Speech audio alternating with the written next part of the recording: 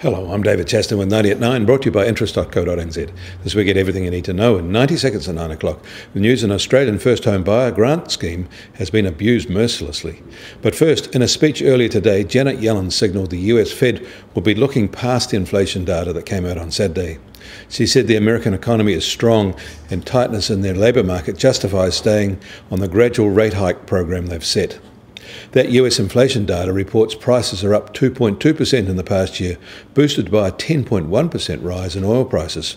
Food prices rose 1.2%. Inflation other than food and energy was up a tame 1.7%, and that was a tick lower than expectations. Also in Washington, D.C. was the governor of the People's Bank of China. He claimed that China had the capacity and confidence to control systemic risks while maintaining steady growth. Chinese hubris will need to be watched. We'll get more of this in the next week. Delegates to the 19th Chinese Communist Party National Congress are now starting to arrive in Beijing. The Australian Treasurer is also in Washington, and he claimed the Aussie interest rate and exchange rate settings are about right for their economy.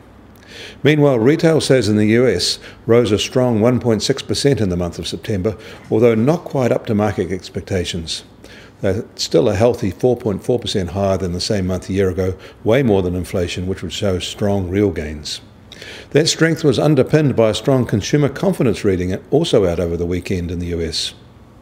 Singapore has announced that its economy grew by 4.6% in the September quarter, and far stronger than had been expected. In Australia, there's been a sharp lesson for politicians who try to game the real estate markets by helping first home buyers. In fact, the main beneficiary seems to be developers, and the Aussie scheme just encouraged buyers to rort the scheme with rampant double dipping. These types of schemes just create a honeypot for the unscrupulous.